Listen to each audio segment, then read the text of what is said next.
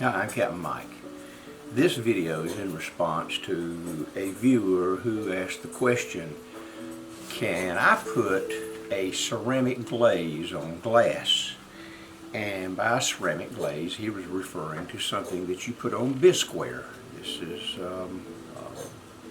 just some 06, cone 06 glaze, and I don't really know what he was planning to do, but he was planning to put it, or asking about putting it on glass. And in this case, in this experiment, I used some 1/4 inch plate glass, just regular float glass. So I did run the experiments to see what it would do. I knew right off basically the answer was going to be kind of yes and probably no, for a couple of reasons.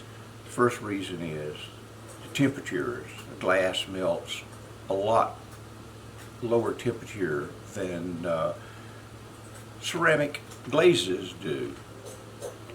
Ceramic glazes such as this right here, which is a cone 06, it melts roughly around 1830 degrees Fahrenheit. That's roughly 1,000 degrees Celsius. And that's what it takes for it to mature. That is, for it to flow out, do what it's going to do, and turn kind of shiny. Glass, on the other hand, if you're going to full fuse, normally takes about 1480. Now, float glass fires a little higher than that. You're not going to get a really nice job at 1480 most of the time. Sometimes you will, but that's a different story, and it's not a really big deal. We're going to use float glass on this because it's a higher temp, and so it'll come closer to fusing with the ceramic glazes than, say, COE 90. So anyway, yeah, this is about a COE 90, 87, something like that, 85, depends on who you are and all kinds of things, but those are accepted COEs for float glass. Now, I'm going to zoom in and I'm going to show you what I have here and what my experiment showed, and then I'm going to talk about what I'm fixing to do to carry this experiment as far as I can carry it in my shop. Y'all bear with me here. It's going to be real difficult to keep these in frame and as close up as I can to show you the results. But I numbered these 1 through 12, and each number represents the type of glaze I used. All of them except one were a cone 06, and it was a cone, the one that is not 06 is a cone 5. I will list in the comments below what each glaze is. This would be too hard to put them on screen, and then who knows, I may. But they're different types from different companies. Some of them are standard glazes, some of them are crystal glazes, and so forth. But we'll start with the number 1, and here's what it looks like up close. And give the camera a minute to focus. But you can see it did not fully mature. The glass started to round off, but as with most float glass, it wasn't high enough. The temps that I used, the schedule for this was a full fuse in my 110 volt glass kiln. Might have been had better results in one of the bigger kilns, but I wanted to stay with something standard. So that's what I got with number 1.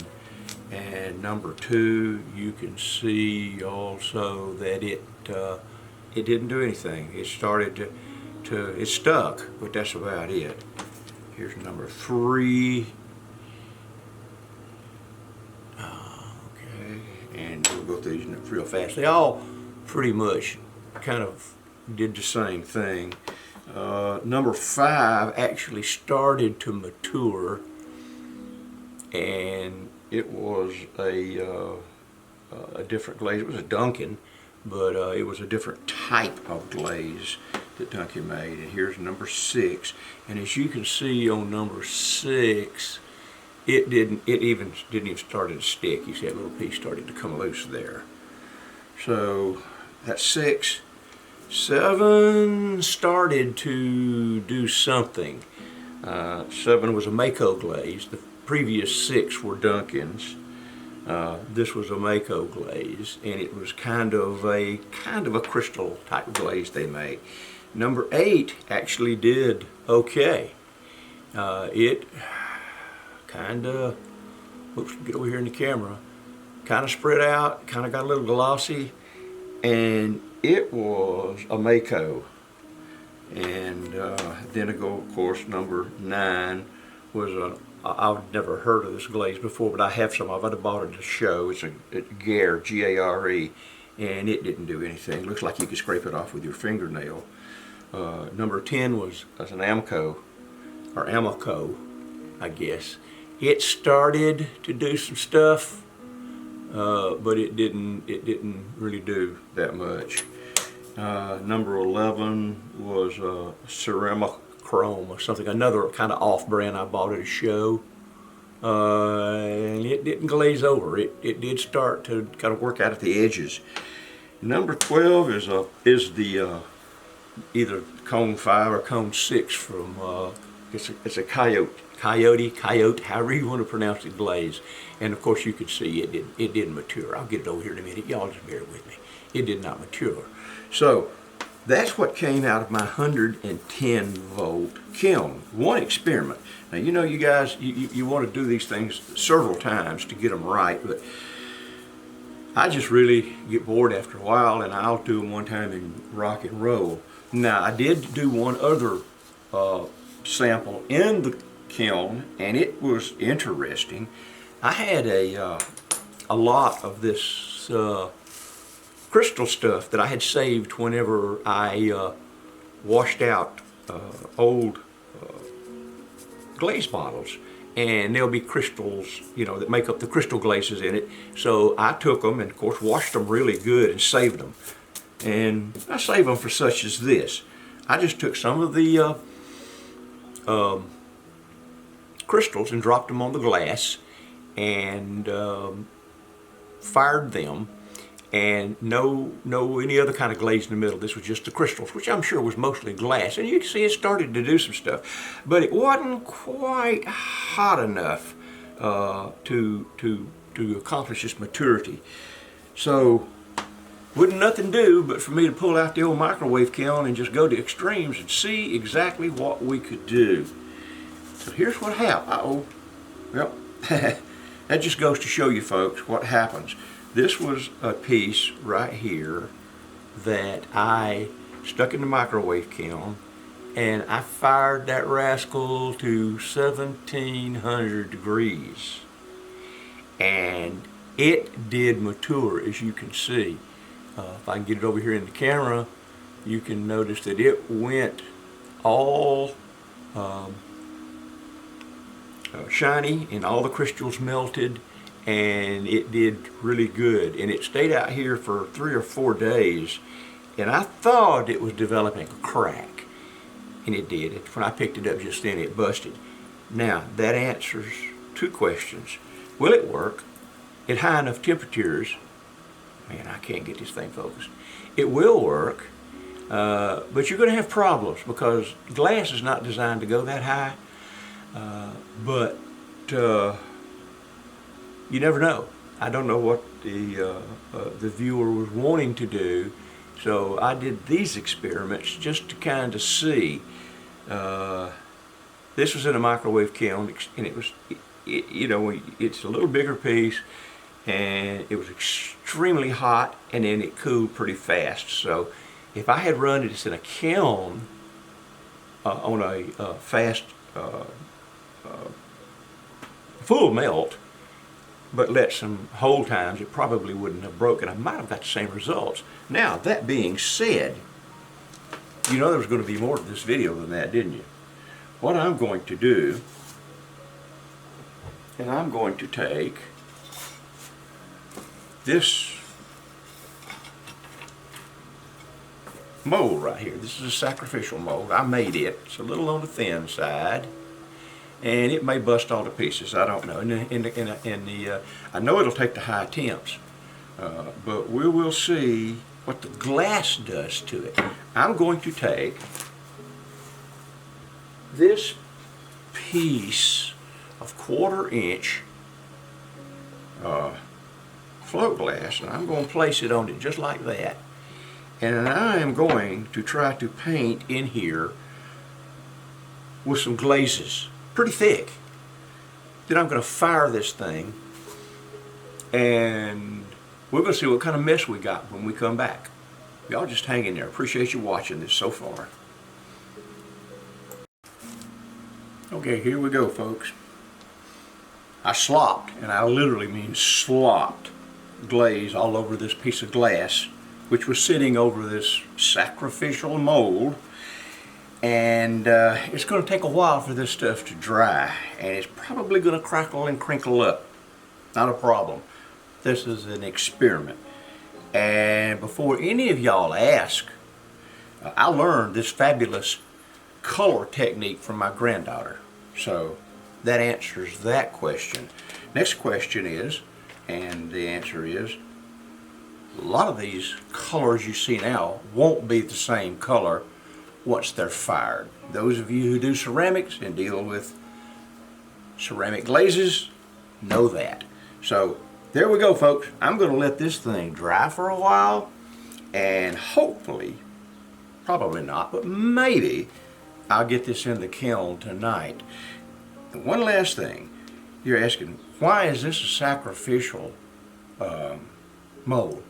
The reason is, I'm going to fire this thing to cone 06, or as close to 1700 degrees as I can get it. May go up to 18, which is cone 6.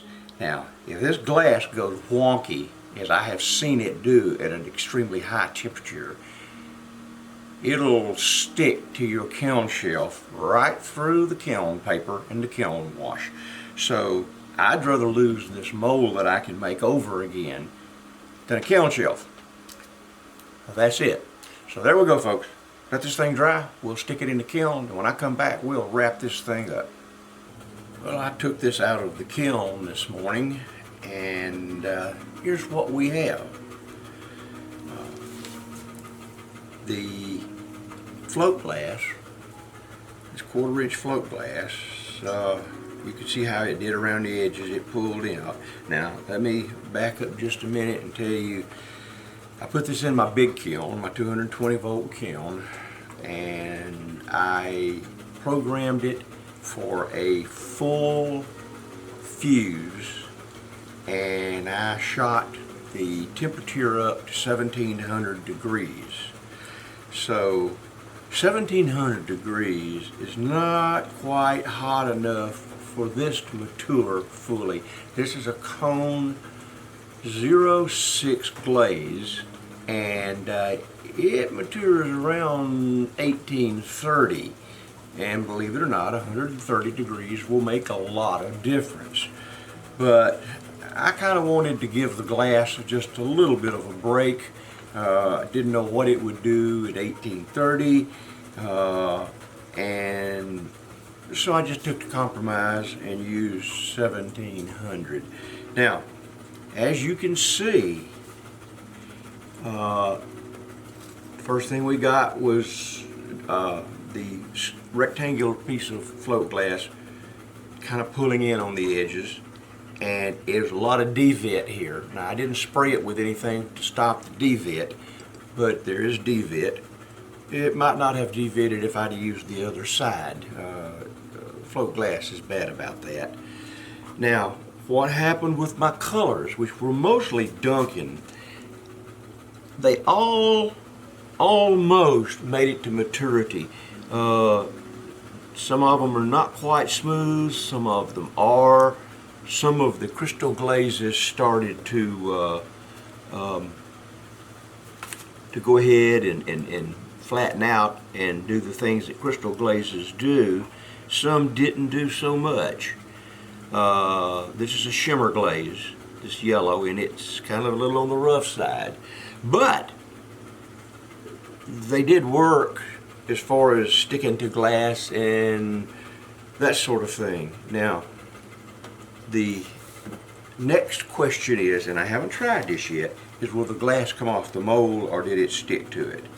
So let's see. Oh yeah, it come off the mold. So we have the butterfly. It's on glass. We did use ceramic glazes, and there's a nice little butterfly on the back. So that came out pretty good. But you have to ask yourself, what do you want to do with this? I will run an experiment later on another piece of glass. In fact, I'll run it on some COE 90 and I'll run it on this float glass, and I will run them up to the full cone 6 maturity for these various glazes that we have here, and then we'll see what the glazes do versus how bad the glass, well, that bad is not, how the glass reacts to those high temperatures. What you could do with it right now, I'm not sure. I'm going to leave this something for you guys to do. Those of you that want to try to slump a piece, drape a piece with ceramic glazes on it and just see what happens around the edges. I don't know. But to answer the viewer's question, yeah, to a certain degree, you can use ceramic glazes on glass. What it will do to your glass project, I can't say because I don't know what you were doing. But there you go, folks. Did that, and this is what we have, and I hope that helped just a little bit. So if you like this thing, give me a thumbs up. I appreciate it. And subscribe to my channel. We're always doing crazy things like this. And I suggest that you do crazy things too, and then comment and let me know. So that's it. That is my video on will ceramic glazes work on glass, sorta. And that's my video for today. Thank y'all for watching.